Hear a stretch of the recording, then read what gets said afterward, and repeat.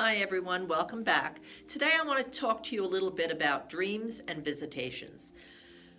We always pray when we lose someone, especially in those first weeks and months and even years. We pray that they come and visit us in dreams. I know many people will say to me, my husband died 5 years ago and I still have never dreamt about him. And I want to explain to you, first of all, the difference between a dream and a true visitation and how it really works when we're in a dreamlike state, okay?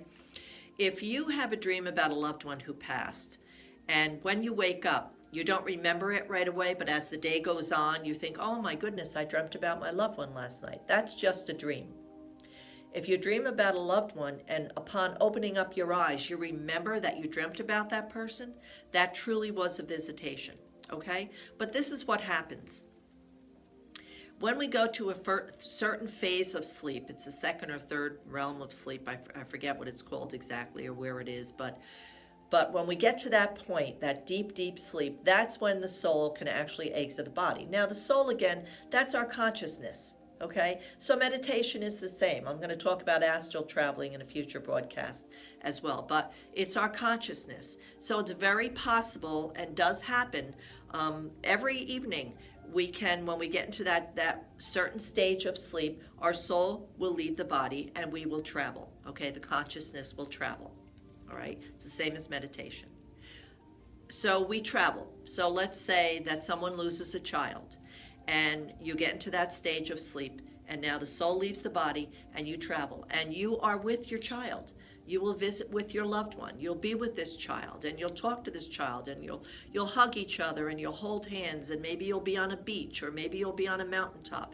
But you have a wonderful conversation with your loved one, with your child, okay? Now, as you start, what happens is when you get to that stage of sleep, the left brain completely quiets down. It like shuts down. And you're completely free with the soul. And the soul, your consciousness is traveling, travels to other dimensions, travels to meet with loved ones. So we're saying it meets with the child who's passed, okay? Now the visit is over. And as the left brain starts to wake up, the soul, okay, re-enters the body, the consciousness re-enters the body, and now this is awake. So now you wake up. And you remember that you dreamt about this child. You dreamt about your child. But it was a crazy dream. You were on a camel and you were drinking Coca-Cola. And it was just a crazy dream that didn't make sense. All you remember is that you dreamt about your child. You dreamt about your loved one. Okay? That's because when the soul re-entered the body, when your consciousness re-entered the body and the left brain woke up, okay, everything is gone that actually happened in that visitation. It's actually gone. You're not going to remember that. What truly happened, what truly was said, what truly transpired. You won't remember that because now it's all clouded as the consciousness, the soul re-entered the body, the left brain woke up. Okay? That's the way it's intended to be. We're not supposed to remember everything that happens. This is another gift from God that we have, and the soul, the consciousness, has traveled to other dimensions, and as it re-enters the body, the left brain wakes up, clouding over what actually happened. So if you wake up and you remember dreaming about a loved one, trust that that's enough. You truly did visit with that loved one, okay? But what actually happened, you won't remember because of that left brain waking up.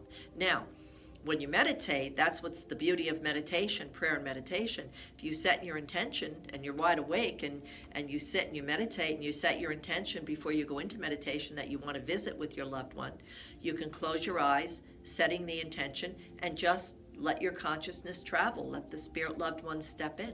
Okay, it's that simple.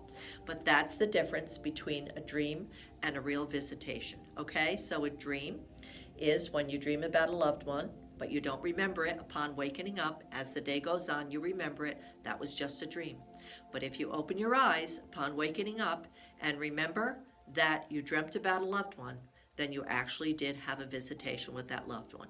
But what actually happened, we're not meant to remember. Just embrace it enough to understand that you did visit with a loved one. Okay? So I hope that gives you a better understanding of how it really works And that's it for today. Another cold day here on the mountain. I'm sure it's cold where you are, unless you're blessed enough to live in a place that it's warm all the time. I envy you if you are.